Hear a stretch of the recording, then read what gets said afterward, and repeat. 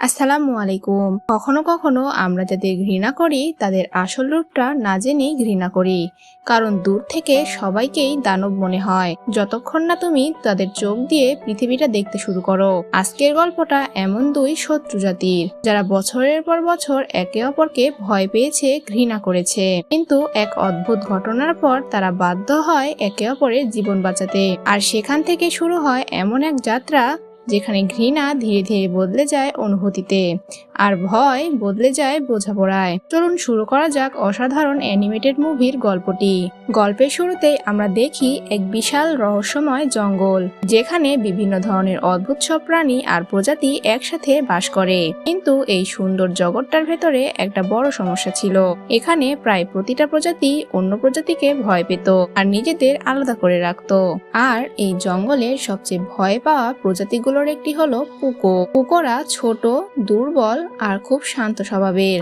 তারা সব সময় লুকিয়ে লুকিয়ে থাকতে পছন্দ করে, কারণ ছোটবেলা থেকেই তাদের শেখানো হয়েছে বাইরের পৃথিবীটা অনেক ভয়ঙ্কর, অন্য প্রজাতিদের বিশ্বাস করা বিপজ্জনক। তারা পুরো জঙ্গল থেকে বিচ্ছিন্ন লেকের মধ্যে একটি ছোট দ্বীপে থাকে। পুকোদের একটা বিশেষ ক্ষমতা আছে, তারা নাক দিয়ে সবকিছু শুকে বুঝতে পারে। তাদের নাক অনেকটা চোখের মতোই কাজ করে। আমাদের গল্পের নায়ক এই পুকো প্রজাতিরই একটি ছোট্ট ছেলে অলি। কিন্তু অলি অন্যদের মতো নয়, সে একটু বেশি কৌতূহলী। সব সময় নতুন কিছু জানতে চায়, নতুন কিছু দেখতে চায়। এমনই একদিন অলি জঙ্গলের ভেতরে একটা লেকের ধারে ঘুরছিল। লেকটার স্বচ্ছ পানির নিচে কি আছে সেটা দেখার খুব ইচ্ছে হচ্ছিল তার। তখন সে তার বালতি দিয়ে নিজের জন্য একটা মাস্ক বানিয়ে ফেলে, যেটা দিয়ে কয়েকবার ব্যর্থ হওয়ার পর অবশেষে সে সফলভাবে পানির নিচে যেতে পারে। ঠিক তখনই সে একটা বড় রঙিন মাছ দেখতে পায়। এমন সময় হঠাৎ তার বাবা এসে তাকে পানি থেকে টেনে তুলে ফেলে। বাসায় ফেরার পর তার বাবা তাকে বকতে শুরু করে।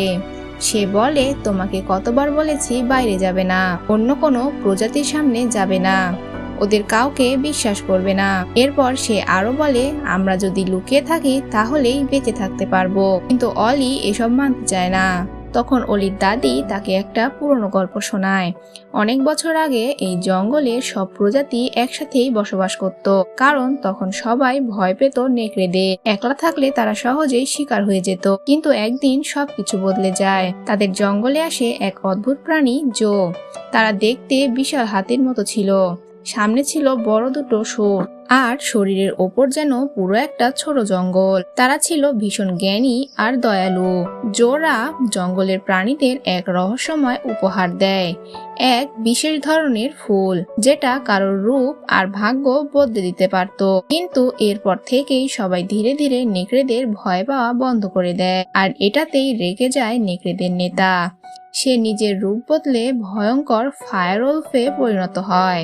এরপর সে জোদের ওপর আক্রমণ শুরু করে, এক এক করে 4টা জোকে মেরে ফেলে আর বাকিদের জঙ্গল থেকে তাড়িয়ে দেয় এবং পাহাড় ধসিয়ে তাদের আসার পথ বন্ধ করে দেয়। জোরা চলে যাওয়ার পর আবার জঙ্গলে ভয় ফিরে আসে।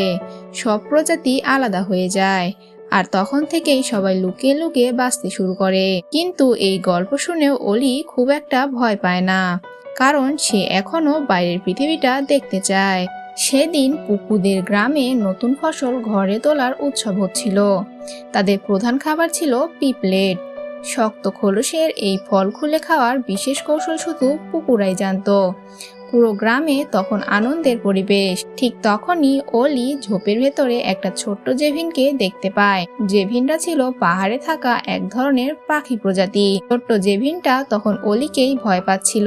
অলি ধীরে ধীরে তার সাথে বন্ধুত্ব করার চেষ্টা করে, এমনকি তাকে পিপলেট খুলে খেতেও শেখায়।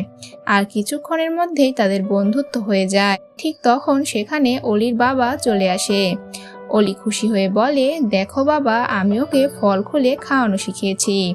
বাবা, সবাই ভয়ঙ্কর হয় না। কিন্তু হঠাৎ করে ছোট্ট জেভিনটা জোরে জোরে ডাকতে শুরু করে, আর কয়েক সেকেন্ডের মধ্যেই অসংখ্য জেভিন সেখানে চলে আসে। ছোট্ট জেভিনটা সবাইকে পিপলেট খুলে খাওয়া শিখিয়ে দেয়, আর মুহূর্তের মধ্যেই তারা পুরো গ্রামের খাবার শেষ করে ফেলে। আর তখনই অলি বুঝতে পারে সে ভয়ঙ্কর একটা ভুল করে ফেলেছে। এরপর অনেক বছর কেটে যায়। অলি এখন বড় হয়েছে, এখন পুকুদের বাঁচতে হলে জেভিনদের কাছ থেকেই খাবার চুরি করতে হয়। একদিন অলি জেভিনদের এলাকা থেকে পিঁপড়ের চুরি করতে যায়। প্রায় ধরা পড়েই যাচ্ছিল, কিন্তু হঠাৎ একটা জেভিন ভয় পেয়ে পালিয়ে যায়। অলি কিছু বুঝতে না পেরে বাসায় ফিরে আসে। সেই ঘটনার পর থেকে তার বাবা আর আগের মতো তার সাথে কথা বলে না, কারণ অলির ভুলের কারণে আজ পুরো গ্রাম লুকিয়ে লুকিয়ে বাঁচে। সেদিন গ্রামের সবাই একসাথে হয়েছিল, কারণ তাদের জমিয়ে রাখা খাবার প্রায় শেষ। শীত আসার আগে খাবার জোগাড় না করতে পারলে তারা সবাই মারা যাবে। এসব শুনে অলির ভীষণ খারাপ লাগে, কারণ তার কারণে আজ তার পুরো জাতি ধ্বংসের মুখে। রাগে সে হাতে থাকা ঝুড়িটা ছুঁড়ে ফেলে। ঝুড়ির নিচে থাকা একটা কাঁচ ভেঙে যায়, আর সেই কাঁচে আলো পড়ে রিফ্লেকশন তৈরি হয়। হঠাৎ তখনই অলির মনে পড়ে আজ জেভিনটা ঠিক এই আলো দেখেই ভয় পেয়েছিল। এবার অলি সেই ভাঙা কাঁচ নিয়ে আবার জেভিনদের এলাকায় যায়, আর সত্যি আলো তাদের চোখে ফেলতেই তারা ভয় পেয়ে পালাতে শুরু করে। কিন্তু একটা জেভিন হঠাৎ তার ওপর আক্রমণ করতে আসে। তার ওপর আলো ফেলতেই সে সরাসরি অলির ওপর পড়ে যায়, আর ধাক্কায় অলি নিচের এক গুহার ভেতরে পড়ে যায়। সেখানে সে মাকড়সার জালের মতো কিছুতে আটকে যায়, আর নিচে তাকাতেই সে অবাক হয়ে যায়, কারণ সেখানে ছিল যদের সেই রহস্যময় রূপ পরিবর্তনের ফুল। এটা দেখে অলি বুঝতে পারে তার দাদির গল্প সত্যি। ঠিক তখনই জাল ছিঁড়ে যায়, আর অলি সরাসরি ফুলের ওপর পড়ে যায়। ওদিকে রাত হয়ে গেছে, অলি এখনো বাসায় ফেরেনি, তাই গ্রামের সবাই তাকে খুঁজতে বের হয়। একজন গুহার ভেতর থেকে তার আওয়াজ শুনতে পায়। সবাই সেখানে ছুটে আসে। কিছুক্ষণ পর অলি ওপরে উঠে আসে, কিন্তু তাকে দেখেই সবাই ভয় পেয়ে যায়, কারণ অলি এখন একটা জেভিনে পরিণত হয়েছে। চারিদিকে সবাই চিৎকার করতে থাকে। অলি কাঁদতে কাঁদতে বলতে থাকে, আমি অলি। কিন্তু কেউ তার কথা বিশ্বাস করে না, বরং সবাই ভাবে এই জেভিন হয়তো অলিকে খেয়ে ফেলেছে। রাগে তারা অলিকে মারতে শুরু করে, আর শেষে তাকে উঁচু থেকে লেকের মধ্যে ফেলে দেয়। চোখ খুলে অলি দেখে সে তাদের দ্বীপ থেকে জঙ্গলের অন্য অংশে চলে এসেছে। ঠিক তখন সেখানে 3টা জেভিন এসে হাজির হয়। অলি ভয় পেয়ে যায়, কিন্তু তারা নিজেদের পরিচয় দেয়। তাদের মধ্যে সবচেয়ে বড় ছিল আইভি, আর বাকি দুজন তার ছোট বোন ভায়োলেট আর লিলি। আইভি জানায় গত রাতে সে তার জীবন বাঁচিয়েছিল, কিন্তু সে আহত, তাই তাকে তাদের বাসায় নিয়ে যেতে চায়, যেটা ছিল এক বিশাল পাহাড়ের চূড়ায়। কিন্তু অলি কিছুতেই যেতে চাচ্ছিল না। ঠিক তখন দূর থেকে নেকড়েদের ডাক শোনা যায়। অলি ভয় পেয়ে যায়, সে জানায় সে উঠতে পারে না। তখন আইভি তার শরীরে গোবর মেখে দেয়, যেন নেকড়েরা তার গন্ধ না পায়। এরপর তাকে ঝোপে লুকিয়ে রেখে আইভি উড়ে চলে যায়। কিছুক্ষণ পর সত্যি একটা নেকড়ে সেখানে আসে, কিন্তু গন্ধ না পেয়ে আবার চলে যায়। এরপর অলি লেকে গিয়ে নিজের শরীর পরিষ্কার করছিল। ঠিক তখন সেই বড় রঙিন মাছটা আবার তার সামনে আসে, যেটাকে সে ছোটবেলায় দেখেছিল। মাছটার নাম ছিল বুগল। অলি তাকে সব খুলে বলে কিভাবে সে ফুলের ওপর পড়ে জেভিনে পরিণত হয়েছে, আর সেই ফুলই তাকে আবার পুকুতে ফিরে নিতে পারবে। তখন বুগল জানায় সে এমন আরেকটা ফুল দেখেছে, সেটা কোথায় বুগল বলে দেয়। এটা শুনে অলি খুশি হয়ে সেখানে যেতে শুরু করে, কিন্তু ঠিক তখনই আইভিও সেখানে পৌঁছে যায়। আইভি বলে, আমি যদি তোমাকে ফুলটা দিই তাহলে তুমি আমার সাথে আসবে। উপায় না পেয়ে অলি রাজি হয়, কিন্তু সে আইভিকে ফুলটা ছুঁতে নিষেধ করে। কিন্তু আইভি কথা না শুনে ফুলটা ধরে ফেলে, আর ধরার সময় পুকু বলে ওঠে। পরের মুহূর্তে আইভি একটা পুকুতে পরিণত হয়ে যায়। এবার সবকিছু পরিষ্কার হয়ে যায়। আইভি বুঝতে পারে অলি আসলে একটা পুকু, আর এই ফুলের কারণে তারা একে অপরের শরীরে আটকে গেছে। অলি পুরো ভেঙে পড়ে, কারণ সে ভেবেছিল এটাই ছিল তার শেষ আশা। সে রাগে আইভির ওপর চিৎকার করতে থাকে।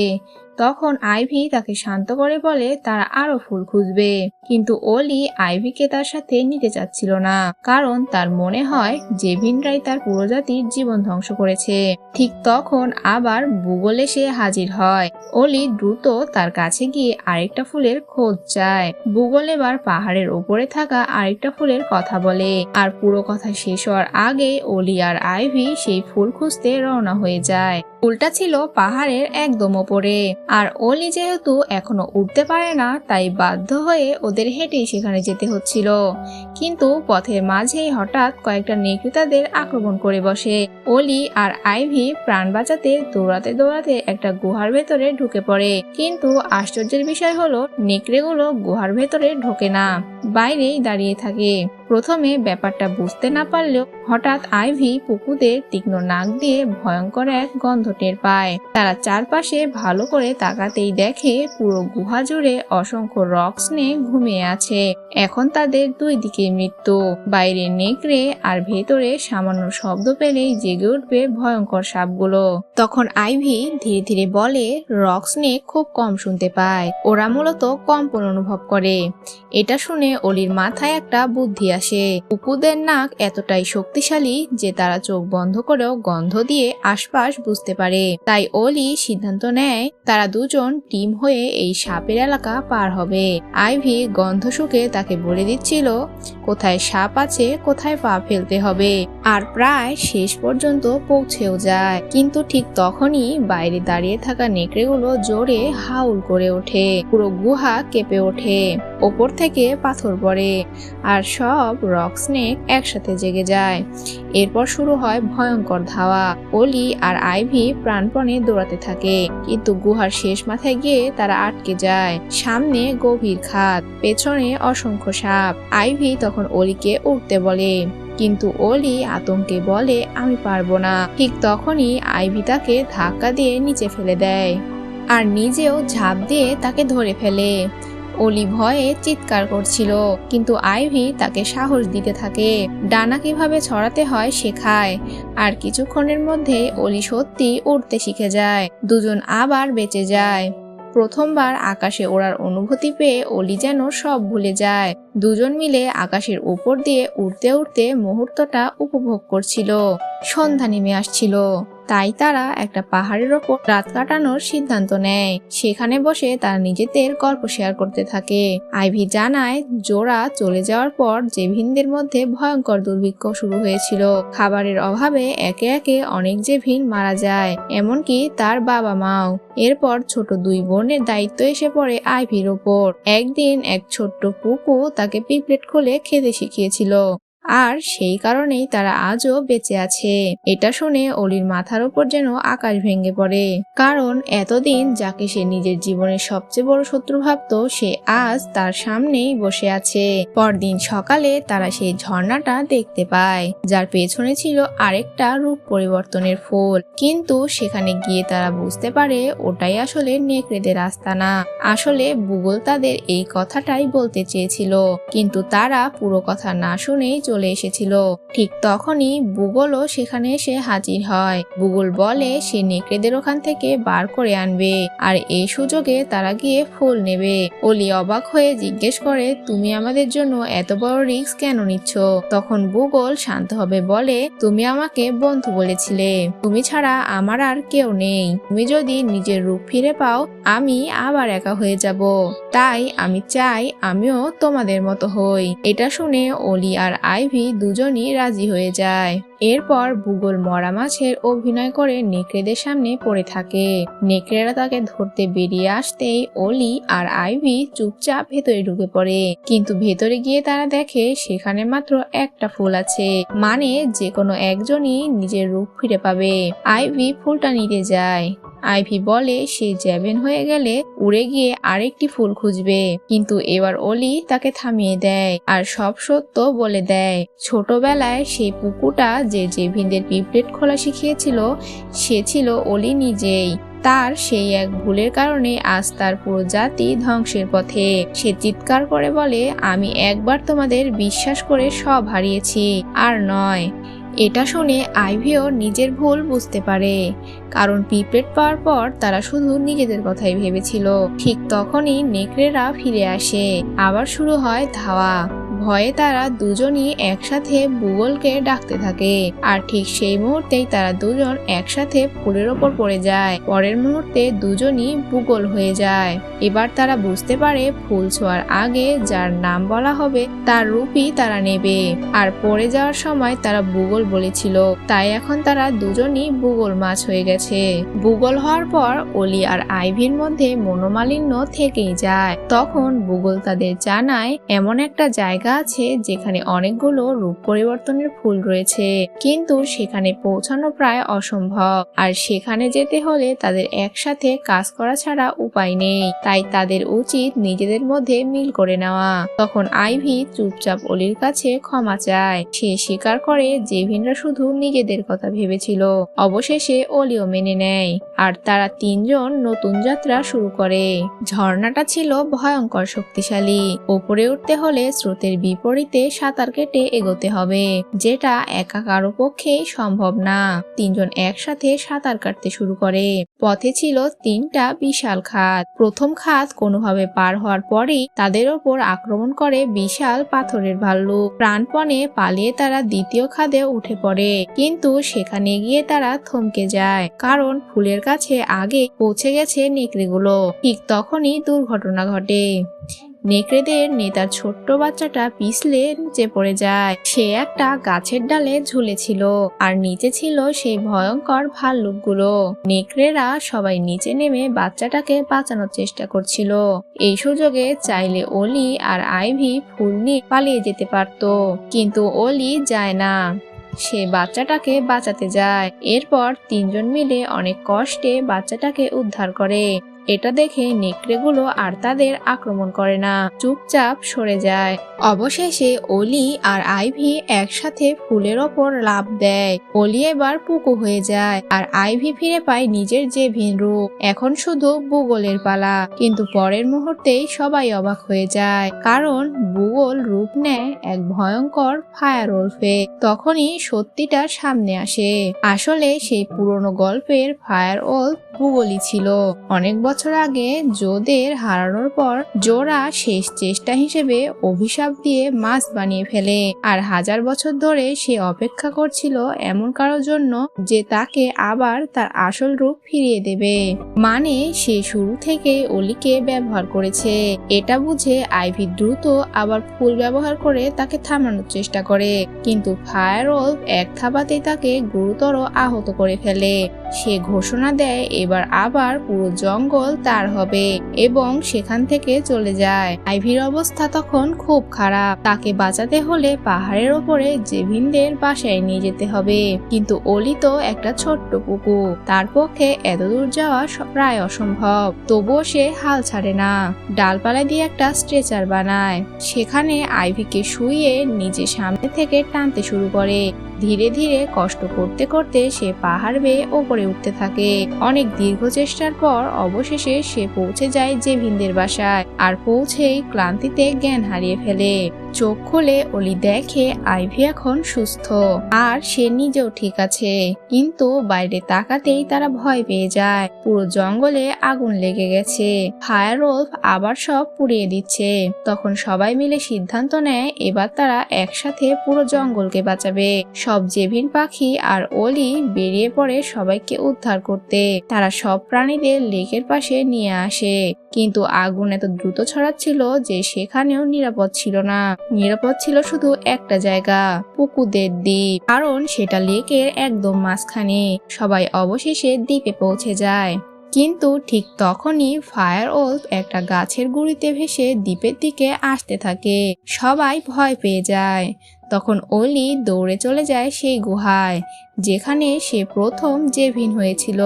সেখানে গিয়ে সে জোদের ডাকতে থাকে আরেকটি ফুলের জন্য, আর আশ্চর্যজনকভাবে জোরা এবার তার ডাকে সাড়া দেয়। তারা অলিকে আরেকটা ফুল দেয়, আর পরের মুহূর্তেই অলি নিজে একটা বিশাল জোতে পরিণত হয়। এরপর শুরু হয় শেষ লড়াই।